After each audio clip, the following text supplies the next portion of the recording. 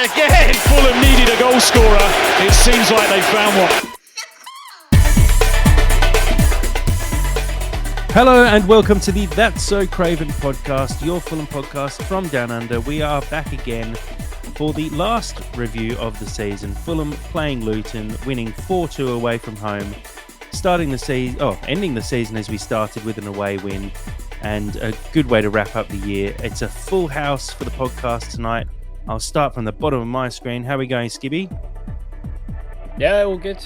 Yeah, the last review. You know what? I'm actually so upset with your title that I'm actually speechless. So go to the next person. No, vent, Skibby. You have the floor. Use the floor. I'll need to explain the title of Luton Go For Four, as in Luis Boamorte. It's brilliant. You just don't really get it. terrible. It's fine. I literally have sick in the back of my throat at the moment. So. I'm handing this job off to someone else next year. Dave, how are we going today? Tim Ream again, ole ole. Tim Ream again, ole ole. Tim Ream again. Well, what a great song. Loved that yesterday. Not quite sure what it means. Does it mean stay another year? Does it mean literally there's Tim Ream again? I don't know, but I loved it. And I'm feeling really good. It's nice to end the year on a win. I look forward to the summer now. So can't wait to get into it. One thing I will say, watching it from home yesterday, all you could hear was Fulham fans all day long, which was just joyful. And some of the songs being sung, I'll get you to give a few more refrains a bit later, Dave, but there was some very good stuff being sung in the stands and great celebrations at the end with Marco Silva being awkwardly hoisted onto the shoulders of a handful of players and looking very cross at Calvin Bassey about it. Sammy, how are we going today? I'm good. There's so many people here. I am claustrophobic. I am ready for anything. I have mixed emotions. One of them is grief, that I won't be doing this with you lovely people. But then there's also a relief of this season and just to get into it. Also, it kind of looks like me and Dave are wearing the same thing, which I'm kind of about. And I just look forward to wherever this goes, Yeah,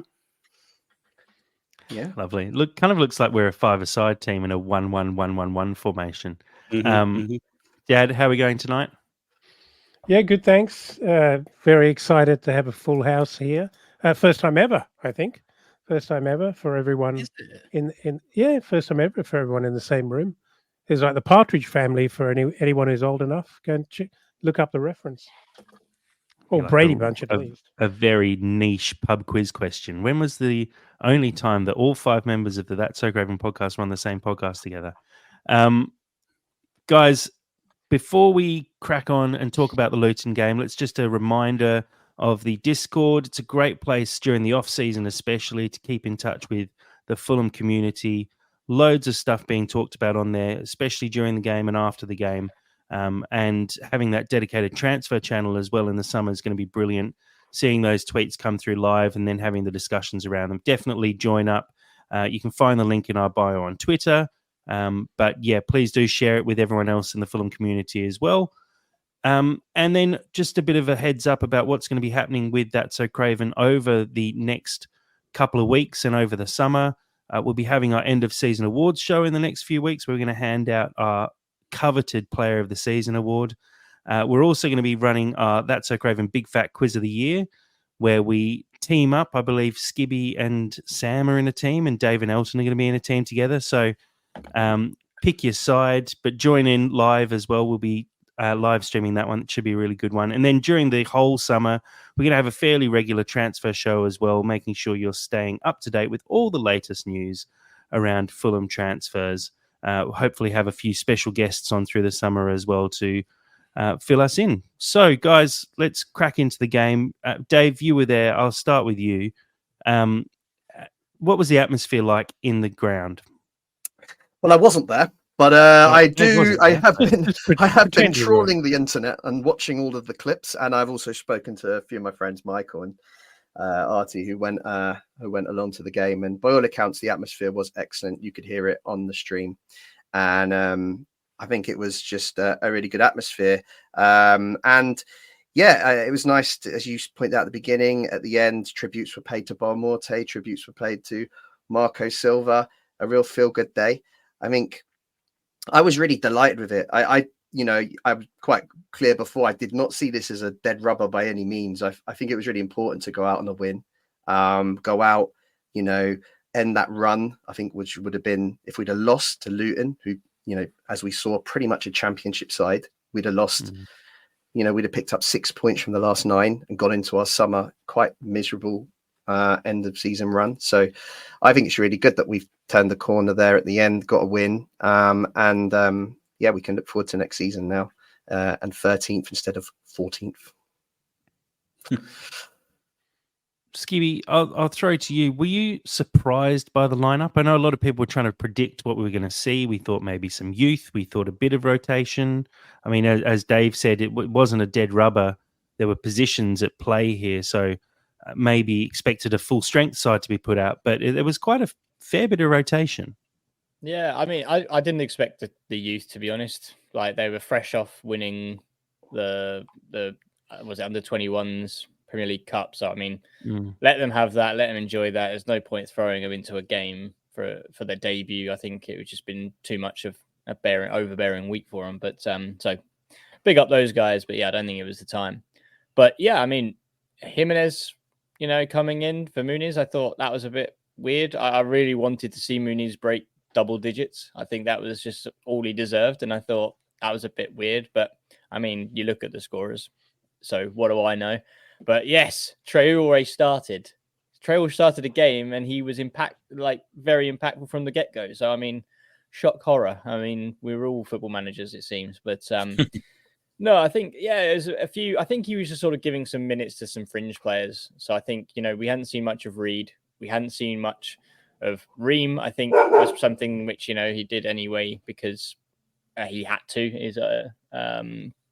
His sort of hands were tied with the ban for Tosin, but I think Reed coming in, Traore starting, Jimenez, and I think Wilson as well. So I think it's just all giving the fringe players a good go, and there was no pressure on them, and it showed. I think they looked really relaxed. They looked like they were enjoying themselves, and that was a Wilson that I would like to see more often if we can. He was very good.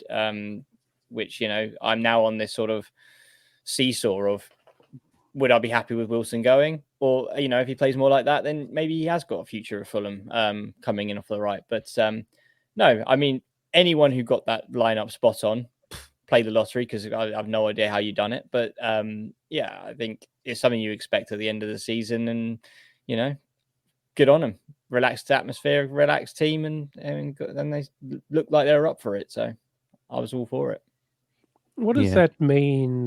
What does that mean about Raul Jimenez, who we've been talking about quite a lot in terms of his future at the club? For him to be actually given not just minutes, but a start, and he played the whole game, didn't he? He wasn't dragged, was he?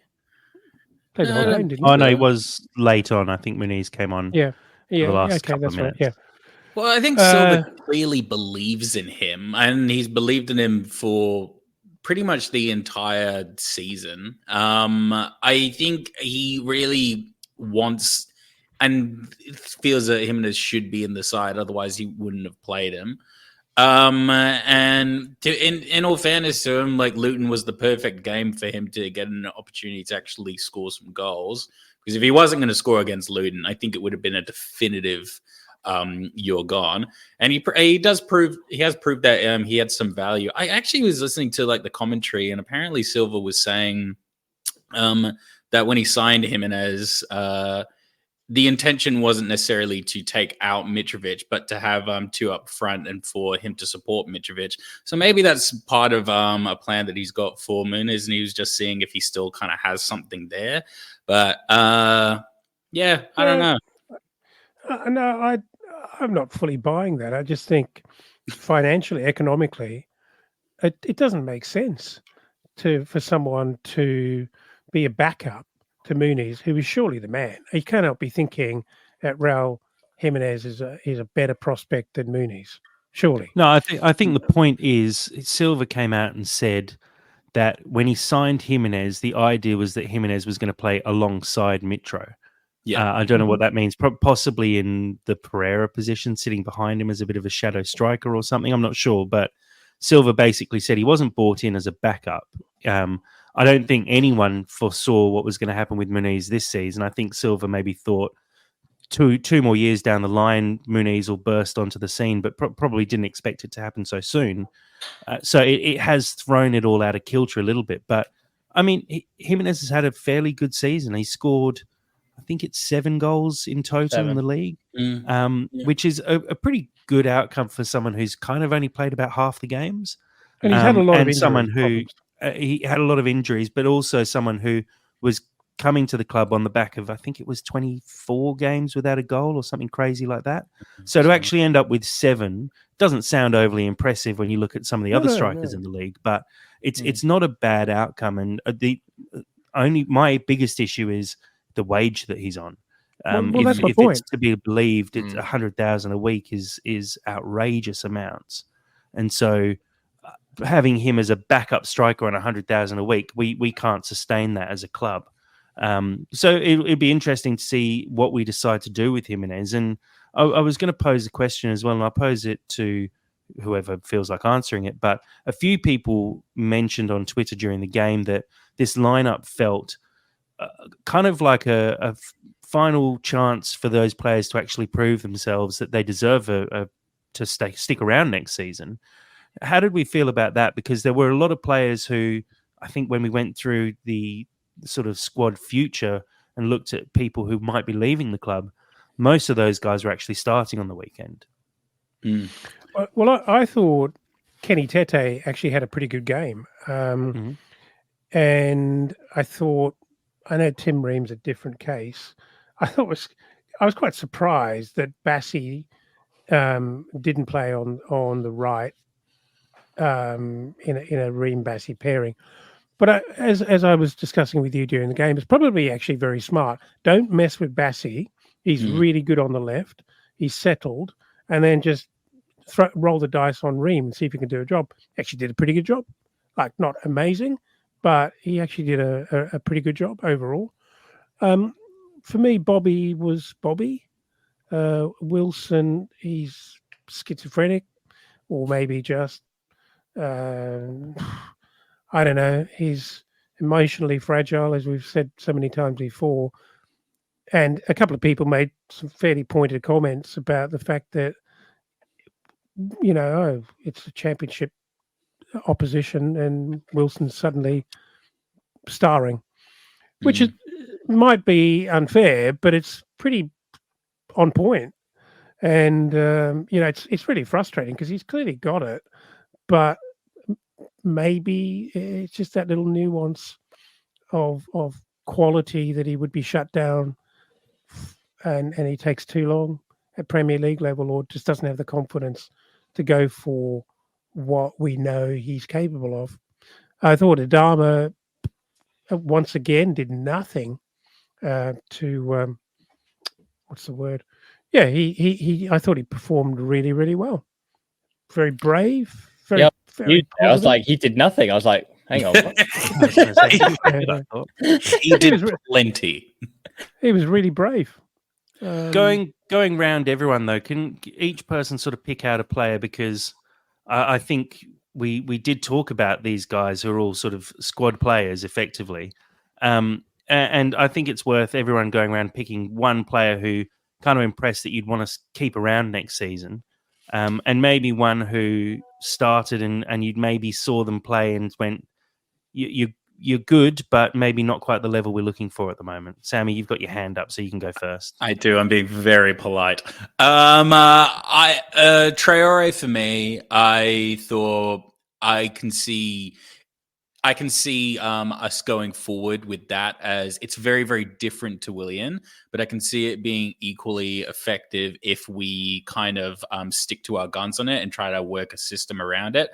I want to see Traore be integrated into the squad a little bit more over Willian, just purely because Willian's aging, and yesterday kind of proved it to me that he can still kind of go, and he's still got a place. He's so he's so unique in just what he actually offers. I mean, class is class, and Willian will always be class, but he's kind of like a nuclear bomb. If you know how to use it, then it's great, and if you don't know how to use it, then it's a catastrophe. So I think if we focus on that, it'll actually come good. Harry Wilson for me, I know he played pretty well. Just one, Sam. Just one. But this wasn't it one you want to keep and one you want to get rid of? Yeah, go on. Yeah. Wilson for me. But he wants to go through the whole squad to let you know. Yeah. No, I will fight you all. I don't care. Harry Wilson for me, I kind of echoing what we were just talking about before. It's frustrating when he can only be confident in games where he feels that he's kind of above the opposition. Maybe above the opposition is kind of unfair, but if he is bringing that level of performance every week, and then say, for example, he's just the opposition's too strong, I don't have an issue with that. The problem is I only see Harry Wilson turn up in games against Southampton, Luton, and pretty feeble opposition. I don't really feel that that's cause to invest in a player. I want to see the players who go balls to the wall against your Arsenals, your Liverpools, your Man Uniteds. And for that, I feel that Wilson's done for me. Dave, I'll throw to you next. Yeah, I don't know. I don't feel like I learned much about the team yesterday, just because of the level of opposition that we were playing. They were pretty dreadful. They looked like a bottom half championship team. So naturally, our players all look pretty good. And some of the goals we scored, I thought were so easy that I can't imagine any other team in the Premiership conceding like that. Thinking of, Raul Jimenez's header just jumps out at me. But there was a few, they were just easy goals, simple goals. And I don't think, whereas it's really great to see a win and everyone kind of beat the team in front of them, I just don't think there's too many. I can't read too much into it, is the point I'm trying to make. But yeah, I mean, I've been really, I think that's the 5th goal contribution by Traore in quite limited games. It was great to see him start. I thought he was a threat, and I actually thought his goal was really good, really well taken finish.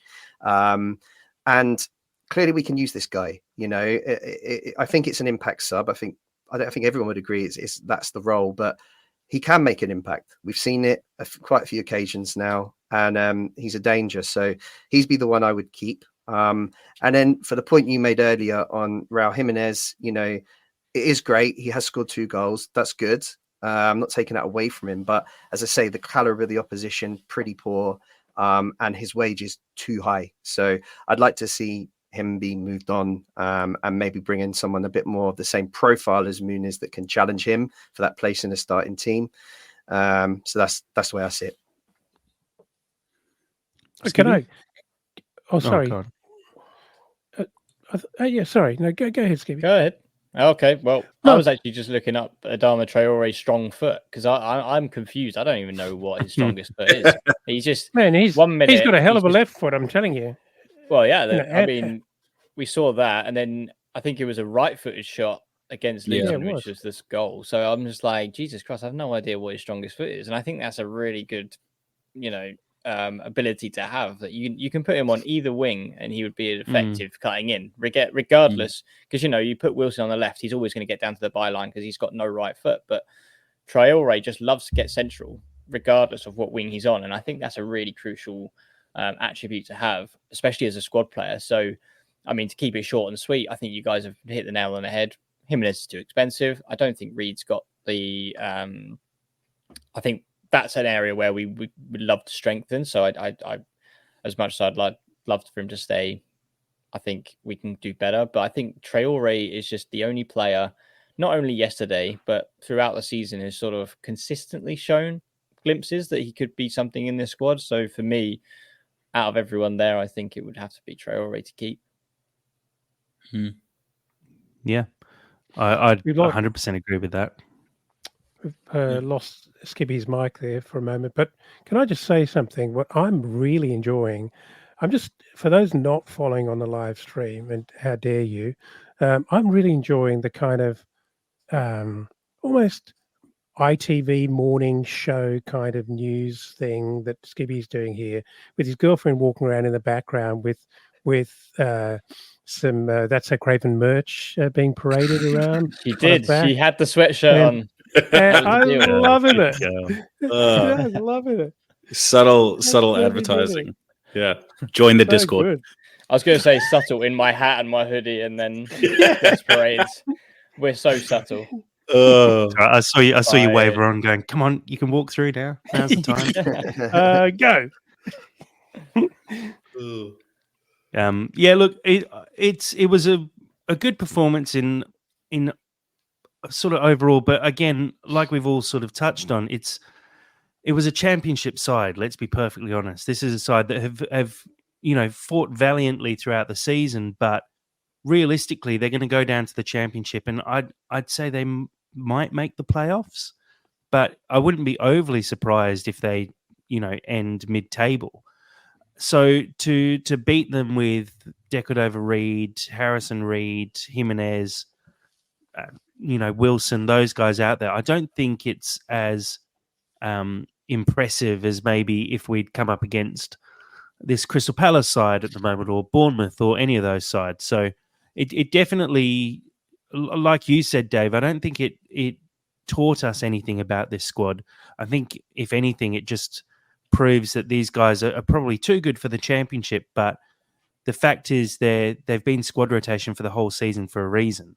I saw someone saying this is why Harrison Reid should have played all year, and I just think to myself, he's easily like our fifth or sixth best centre mid. Like, there's no chance he should have been playing all year. Let's be perfectly honest. Yeah. He's a Did a very decent good job, though. player to have in your squad. Yeah, and he did a good job, but he shouldn't be pushing any of those players. I mean, Tom Cairney is a different style player to him, and a better player than him, I'd say, still.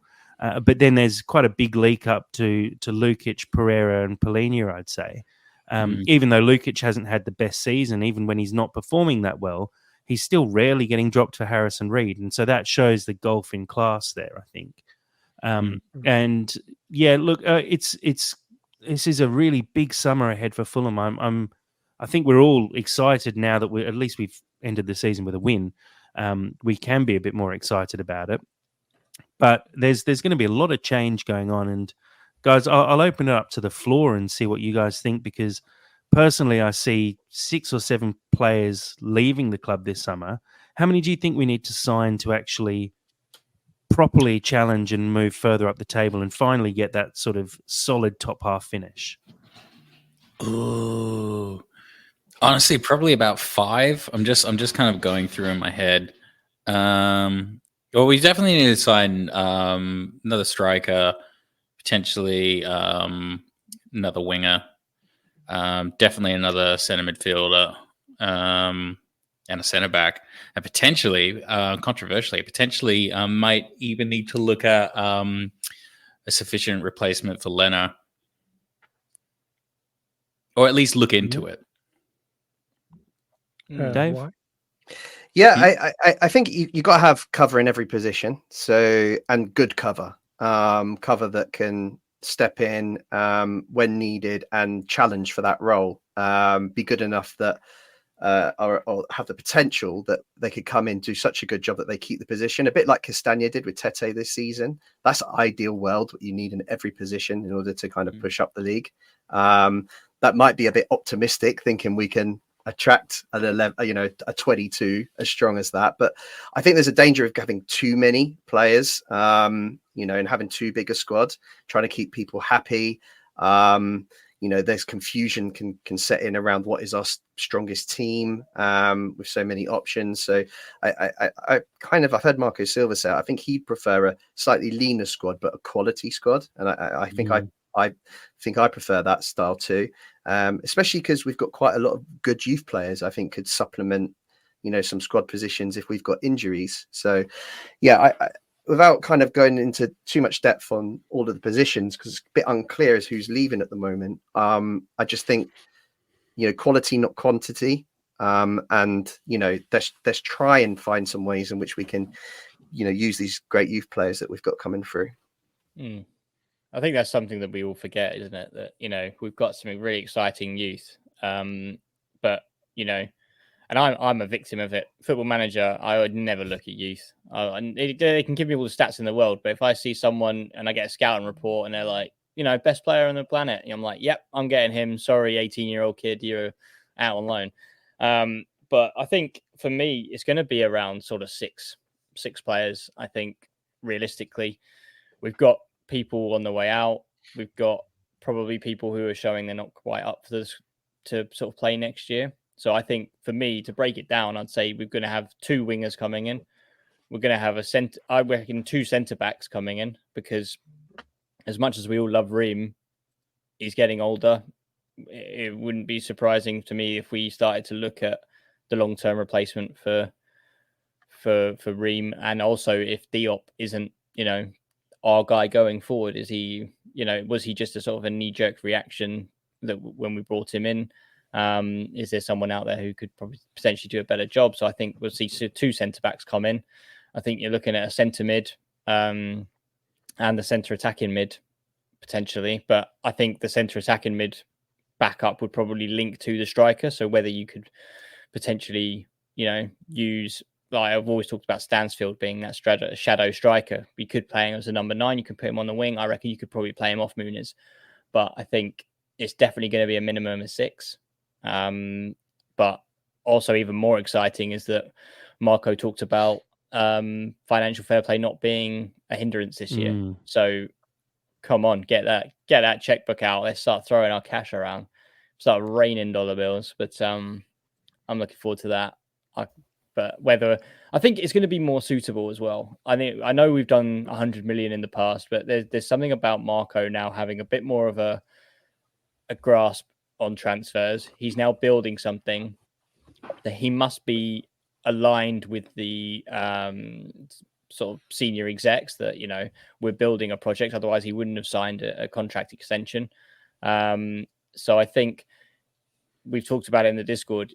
You can spend 100 million and absolutely falter like Nottingham Forest have done, like we have done in the past, or you could spend 100 million like Aston Villa have done, build around a core squad, and now they're in the Champions League. Not saying that's exactly what I expect, but I don't see that. Would I be stupid to say that isn't a possibility and it could be on the horizon for us to start breaking into European football with the right spend? Absolutely. And that's why I think this season will be either an exciting step in the right direction because we haven't got those limitations that we had previously, or are we just going to be doing the same old, wait for a bargain at the end of the window? Nobody's been, gelled over pre-season and it's been a bit of a waste of time. What else can you do? So I think it's going to be a real make or break summer for us.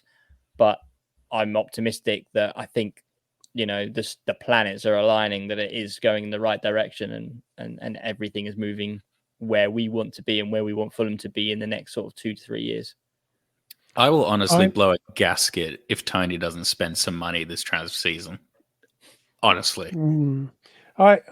You guys sound like a really good bunch of guys to sit in the pub with and have a huddle and talk some really good stuff about where we're going. But I'm just not convinced. I remain unconvinced. I guess my hopes have been dashed too many times in the last few years. That every time I thought this is a great moment, a great platform for us to push on from, and it hasn't happened. I'm very encouraged to hear Marco talking. Financial fair play is not a barrier. What I'd love to hear is one of the Khans coming out saying, we are backing. Wouldn't it be funny for Shahid to come out and say, my balls, they're to the wall. And and we're going nuts backing Marco with whatever he wants. I mean, I can't add anything to what you guys are saying because we all know what we need to do if we have the ambition. I just need to be convinced, and I'll only be convinced when I start seeing the money. When I see the money, Skibby's about to convince you. I'm gonna convince you because I was exact same as you until I started to read about, this season and real breakdown of numbers. And I think, like you said, we had a platform last season where we were going to push on and we're like, you know what, this is going to be something special. And then Mitrovic gets taken from under our feet, and that's horrendous. But the fact that we've not replaced Mitrovic, we didn't spend to replace him. Therefore, we took a 12 to 14 goal striker away from us. And that was the best goal scoring season, I believe, in the Premier League last season. And this year, we've scored the exact same, I think, or if not more. I may have read it before the Luton game. Yeah, I think before the Luton game, we were the same number of goals, or at least leading up to it, we were the same number of goals. It might be about the same or slightly over, slightly under. Yeah. But I think the fact that we are still at the same amount of goal scoring that we were when we had Mitrovic and we didn't replace him. And, okay, yeah, fair enough. We got quite lucky with Mooney's cooking on. But I think we're not in a worse position than we were last year without Mitrovic. So we still have that platform to push on now. And I think we've seen the glimpses. We know this team can, fight with the big boys and take on the big boys. It's just being a bit more professional and taking on those smaller teams where, on paper, we should be sort of taking the 3 points. Being more ruthless, I think, is the key. And I think it is just, I would say we're in a better position than we were last year in terms of what we've got going. But I don't disagree with any of that. All I'm saying is Marco's ambition is clear as bells. As bells. And I think we've got a great core set of players. I just haven't seen any indication or any evidence that his bosses are absolutely ready to back him, and I'm keen to see that. I'm actually I think I agree with Dad. I think I kind of agree with that, in just a purely shitty capitalist way. We could have all the ambition in the world and we can be doing everything right, but it really just comes down to whether Tony and Shade are actually going to open their pockets, and that's an entirely different conversation because I don't know how much more incentive they actually need. Well, to counter that, I would say it's not like they haven't opened their pockets before. We don't understand FFP well enough to know the exact position the club has been in the last couple of years, but we signed Bassi last year for 20 mil. Iwobi was 25. I think Castagna was 15 or so. Yeah. I know Jimenez wasn't much. We spent about 60 or 70 mil last year. And that was knowing that we were towing the line with FFP. Then you go back to the horror 100 mil season, but we still did spend 100 mil. We did it badly, but it's not like the Khans haven't spent the money in the transfer market previously. It's just, and I agree with Skibby, and 100%. I think we got very unlucky this season that we were in a position to kick on, and it kind of got screwed up. Mitro was out the door. We had Paulinho almost out the door, which definitely threw a bit of a spanner in the works as well. And we were unsettled, but to actually come out the back of that and have a pretty good season in the end. I mean, we finished 13th. We could have finished, if you look at the table, I think we're only 2 points off 10th. So it's not like we finished 13th and we were out of touch of the top half of the table. We've done it with what you could consider a depleted squad compared to last season. When you lose your top striker, and actually Leno hasn't been the same player he was last year. Tim Ream isn't the same player he was last year, and we spent a long time trying to work out what our defence was looking like this season until we finally settled on Tosin and Bassi, who I think together only played about 15 games. So it felt like at the start of the season this was a chance to build, but actually it's kind of another transitional season. And now this season, it feels like there's a chance to build. And watch Paulinho probably walk out the door within the next 6 weeks, and then we have to start all over again, and it's another transitional season. But I do actually think there is going to be some money there, and the purse strings are going to be loosened a little bit this year. And just to add to that, I think if the Khans weren't interested, they would have taken the 60 million for Paulinho and not really cared about the squad. So I think there's an element there that they showed that they did have ambition going forward, that we can't sell Palhinha because that will falter our results on the pitch and cause disruption to our actual, final league standing. So for them not to just say, yeah, take him, we'll pocket the 60 mil, we're going to sell the club anyway and turn it all into flats or whatever, how they ever incorporate the new stand into whatever. But I think they show enough ambition for me that they are matching, and Marco wouldn't be here if he didn't have that alignment. I don't think, personally. I tend to agree as well. I think that as Jack said, we don't know how much FFP pressure we're under season on season, and a lot of there has been investment in the squads. The last couple of seasons, I think we've spent 60 to 70 million. Of course, there was that famous season where we spent over 100. It didn't quite work out for us. But that's probably the level of spending that we are able to make, given the revenue that we create and given the fact that we've been yo-yoing the last couple of years. And these are all subsidized by the Khans as well, aren't they? They are basically writing off these debt-free. This expenditure by converting any losses into shares. My biggest gripe with them is just the time it takes to get these deals done. And I think Marco's in the same place. I think that Marco wants the signings in a lot earlier so he can then embed them and get ready for the season. And that would be a massive step forward for me. I don't really get hung up on how much we spend. I think it's about quality, really, of who we bring in and bringing them in early so that we can start the season running as opposed to messing about on deadline day. And it's not going to be any easier this year with the Euros in the middle and all the players out playing international football, which I think is, potentially going to disrupt a lot of business. But I think that is predominantly my frustration. I think it's a bit of Marco Silva's too. Yeah.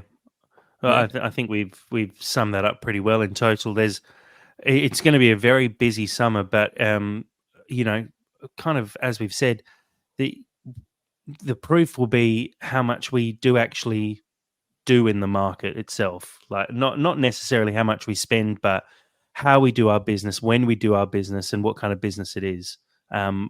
There's a lot of talk about wanting quality over quantity. I agree with that, but when you lose potentially, I was having a quick look at players out of contract this season. There's at least 4 or 5 who are leaving because they're out of contract, and then on top of that, add your loan players leaving, so Ballatore and Broja, add potentially Vinicius walking out the door, maybe some of the other midfielders being moved on, maybe Willian leaves. It could easily be 7 or 8 players out the door, and yes, adding 4 quality players would be good, but then you've got a very thin squad, and we see what happens when you have a couple of injuries, and all of a sudden Marshall Goddo and Stansfield are being relied on to pick up points off their own back. I don't want to be in that position next season, because that's when teams like Leicester fall deep into trouble. And you saw it with Brentford as well. They had a couple of bad injuries. They had Tony obviously out for the majority of the season, and they were actually, you'd say they're in a relegation fight this year. I don't want to be in that position where we have to stave off relegation because we've had a little bit of bad luck. I'd hope we plan better than that. And for me, that means we need to bring in, 6, 7, maybe even 8 players. Not all of them first team starters. You look at players like Ross Barkley and Andros Townsend, who got bought in at Luton and did a job as squad players. They're the kind of people I think we should be keeping an eye on. And there's definitely going to be some interesting players released in the summer, I'm sure, from Premier League sides who just don't have need for those players anymore. So I'm hoping there's some bargains floating around and that we can actually properly strengthen the squad. But I think we'll just have to wait and see. It's going to be a long and fairly stressful summer, but also quite exciting, I think. Let's wrap up the Luton game itself. Just a quick look at the stats. It was all pretty even across the park, apart from Fulham's possession, obviously 60% to 40, 15 shots apiece on goal. Fulham with 7 on target to Luton 6. 454 passes for Fulham to 292 for Luton, 4 corners each, 20 fouls for Fulham, 15 for Luton. A good win in total. And for those on the live stream, just having a quick look at the table now, Fulham ending 13th in the league with 47 points. 55 goals scored, 61 conceded. As I said before, just 2 points off 10th place, so Crystal Palace, who went flying up the table late in the season. Definitely could have been better, but could have been worse this year, I think. We did quite well in the end to actually finish 13th, I think. Looking at the top goal scorers for the season, Rodrigo Muniz with 9 in the Premier League, Jimenez chipping in with 7, Bobby De Cordova-Reid, who I think is a bit polarising on this podcast for if he actually stays or goes in the summer. He finished with 6, Iwobi with 5, Willian, Polina and Harry Wilson all getting 4 and Pereira getting 3. There are 17 players scored goals for Fulham this year, but these were the top goal scorers in the Premier League for us. A quick look at the final fantasy table as well. I'll make it bigger on the screen for those following along on the live stream. Our winner in the end was Andrew FFC, his team name Assassins Reed, finishing with 2,502 points. Andrew, do reach out to us. We'll sort you out with some That's So Craven merch for winning the That's So Craven League. And thanks to everyone for joining in this year. It's been something that I think most of us forgot about, let's be perfectly honest. I don't even remember what my name was. Like, what did I even call my name? Yeah, I think actually whoever finished lower from Dad and Sam, I think, has to pay for the merch being sent out to Andrew. That'll get you concentrating next season for sure. Guys, let's just have a bit of a think about, I guess, the next few weeks and where Fulham go, what you're kind of expecting in the off season. Firstly, I'll ask for everyone, well, mainly Dave and Skibby, I think, because you're more likely to be able to attend, but dream place for Fulham to go on a pre-season tour? Got to be Australia, isn't it? It's got to be Australia. We can come and see you guys. We can all stay with Elton in the towers. Good. Oh my god! Oh man, that'd be fun. I'd get around. Amazing. Top and tail with Sam. It'd be brilliant. Oh yeah, no, it's got to be Australia. And my 2 dogs.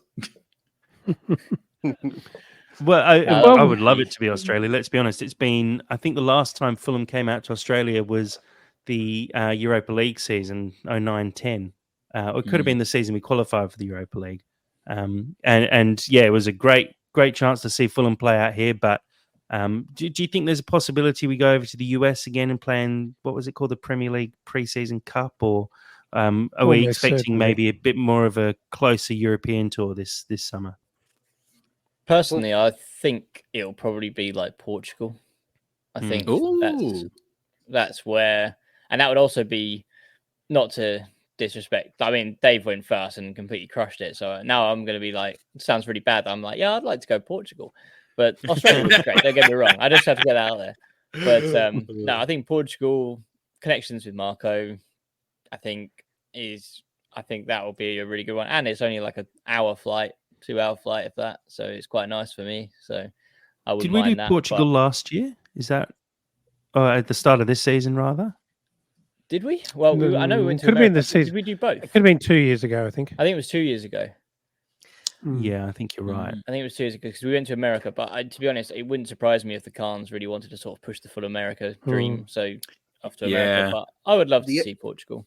The only thing that's different this year is obviously the Euros, and whether that kind of means that a lot of the clubs don't do as much traveling pre-season. So it may be a European trip for Fulham. And I also think that Premier League tournament was announced a lot earlier last season. They've already announced by now. Crystal Palace, Wolves, and West Ham, I think. Oh, have they? Okay. Well, then maybe then there it is possible. I was looking at it. I was just like, boy, we really do spoil our American brothers, don't we? With Wolves versus West Ham or Wolves versus Palace. And you're like, oh, don't eat it all at once. Yeah, I was just having a look as well. Arsenal, Man U, and Liverpool are going out to the US, and Newcastle and Tottenham are coming to Australia. So that's already locked in. Newcastle and Tottenham play at the MCG on May the 22nd. Yeah, they're already out. They've already gone out. Wow. I remember. Yeah. But I don't know. But yeah, I mean, based on that, you'd expect. I think you're probably right as well. It makes sense with the Euros coming up to stay a little closer to home. I'd love for them to come out to Australia, or maybe just somewhere a bit interesting. I mean, you think about those pre-seasons in Portugal. I was just having a look. It was the season before where we beat Nice 2-0 in the Algarve Cup, and then it went to penalties straight afterwards, which we won 3-2. And I think there was another game we played where they played 3 20-minute thirds. That's right. So it's kind of like interesting to go and do something like that, but at that point it's barely an actual game of football. It's a proper kickabout with fans in a stadium. Whereas you come out to a place like Australia, or even to the US, you were getting very good crowds out there. And maybe I think the US was quite good last year. The quality of the opposition, at least, you're playing fairly full strength sides. I think Villa put out a very good side, and the Brentford side gave us a good game as well. But yeah, I do think it's going to be a little closer to home this year. You talk about it, you say that with the Euros being on, but AC Milan and Roma are playing in Perth. Yeah, that's true. But again, I think that's quite soon. I think that's in the next few weeks. Is that before? Yeah. Yes, it is. Like, so it's not really pre-season. It's like more post-season. Yeah. But, it's fully post-season. Yeah. Fine. No, I just had to quickly Google as well. We did get thumped in that Portugal pre-season. It was by Benfica. I remember that being a little bit of a scary moment. Like we were 2 weeks away from starting in the league. We lost 5-1 to Benfica. I was like, oh yeah, we're really off the pace. But then we weren't. Yeah. It's all right. We got Jow out of it, so it'll work out. Yeah. Well, I mean, Polina as well. I think about pre-season last year and the hassle of Polina breaking his wrist, was it? Or his I remember that. Yeah. And being out for the first 4 or 5 games, and Ream was out as well. He had a broken arm. Yeah, because I think Polina started centre back, didn't he? And then I remember that. The Fugerals came in. Yeah. Oh God. Yeah. Well, guys, look, I think we've probably talked it all to death. It's a bit hectic having 4 or 5 of us on, but I've actually really enjoyed it. Looking forward to the next few weeks as well. Like I said, we'll be definitely giving out some awards next weekend. Looking to give out our player of the season, goal of the season. So get your thinking hats on, and please do jump into the Discord and put forward your suggestions for goal of the season, player of the season, signing of the season, so on and so forth. And then the one I'm really looking forward to, as I've managed to write 1 round so far, is the big fat quiz of the year for That's So Craven. It's already tough. I'd be surprised if anyone gets a point in the first round. So looking forward to really, really stretching your Fulham knowledge. But we really do hope lots of people join in on the live stream for that one as well, without giving away answers while we're going. But should be a really, really good one. And obviously covering all the transfers during the season as well, the off season rather. I'll go around the room. Skibby, thanks very much for joining us today, mate. Real pleasure doing all these match reviews this year. Yeah, thank you very much for inviting me, and it's been good to meet you guys this season, and other people as well. Like, just from the podcast itself, bringing people in, and met Dave and some others down the pub, so that was always good fun. So, looking forward to next season, and hopefully sort of grow that kind of friendly faces. So yeah, be good. Big question down the pub: who bought the drinks? I think it was separated, but I had like a meal deal with like a pub and I didn't want him to pay for my pizza as well. I felt bad, so I stayed a bit separate. But sounds like a really conservative Tinder date, doesn't it? Really? Yeah, it was. Don't want to overinvest, But no, first game of the season at home, I'll record it. I will buy you a pint, Dave. So don't worry about it. So, and Dave will be able to look at your Willian tattoo then as well. That'd be great. I thought you said something else there. It got pretty close. It got pretty close. I'm really glad you had good, I was glad you have a really good connection there. If your connection drops slightly, but no, yeah. I mean, by all accounts, you're going to buy him a drink first. I mean, it's the least you could do. Whoops. Dave, thanks for joining tonight, mate. And again, same as I said to Skibby, thanks very much for being involved in all of these this season as well. Oh, I've absolutely loved it. And yeah, I'm really hoping I pass my end of year appraisal and Elton lets me back next season so I can join in again. So yeah, massive thanks for having us. And yeah, big thanks as well, I suppose, because it's the end of the season, to all of the people that have engaged with the That's So Craven podcast throughout the year, particularly these live streamers, the people that follow us while we're on. I mean, it's just, where would we be, without these guys? You know, Steve Anderson's, what a legend. You know, where would we be? You know, Black, White and Fred, the Colm Buglers of this world, our real bread and butter are That's So Craven ultras. I really thank them. And yeah, we're looking forward to coming back next season to provide you with even more brilliant That's So Craven content. So yeah, let's enjoy the summer. Love it, Dave. And yeah, I'm sure you'll pass your appraisal, but there'll be no new raises this year. So just so everyone's aware, I get that out nice and early. Sammy, thanks for joining tonight. Not too late for you. That's quite nice. No, it's actually this is a nice finish, and it's a fitting finish. Genuinely, Skibby and Dave, it's been a tremendously wonderful thing having you guys join the pod and branch from a family pod to a wholesome community pod. It's actually been integrated very, very nicely, and I'm very, very proud of the way in which we've done it. Yeah, and again, just the engagement as well has been so great, and none of us had to show our William to get it, and it's been so nice. And I'm just genuinely I'm ready to do it next season. I'm ready to go through all the transfer bullshit because I get to do it with you guys. And isn't that fun? Fuck, we've been doing this 3 years now. That's crazy. Or we're about to. But yeah, anyway, thanks for having me.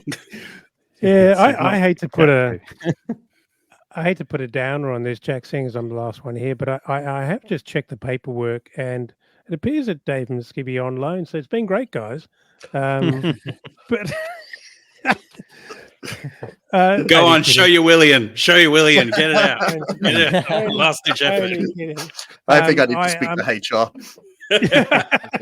Yeah, I'm actually going to put it out there and say that ahead of the awards night, you two guys are, for me, absolutely the signings of the season for us.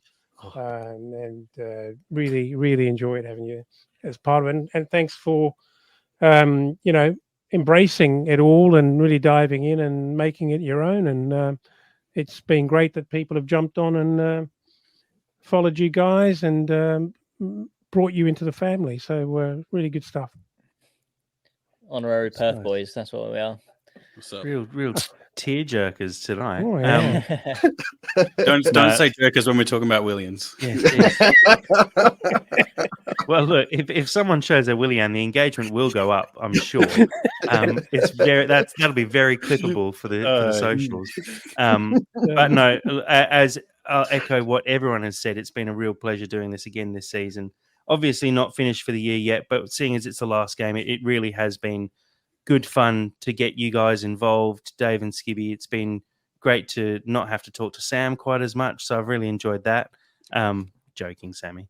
But it's been good fun, actually, just being able to grow what we do and having so many people engaging with us as always, and starting the Discord this year. We'll be changing the way we do things a little bit next year and moving to a slightly different platform, so the visuals will improve, and hopefully we'll be able to get a little bit more on the YouTube and push that to grow a little bit further. And I'm really looking forward to the future of That's So Craven, because it is very bright.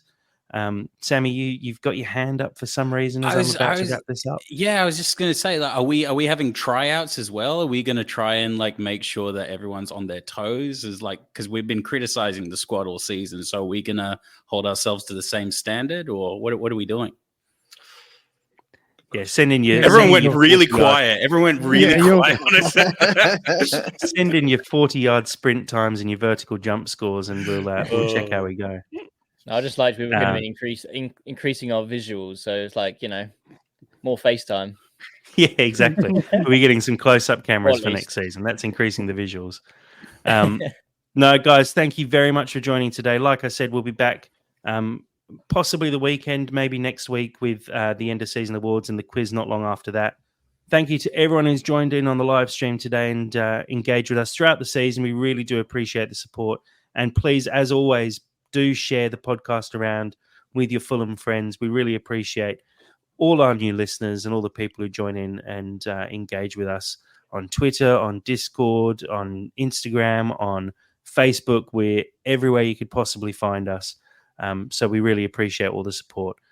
So, guys, to wrap up the final match review for the season, as always, come on, you Whites.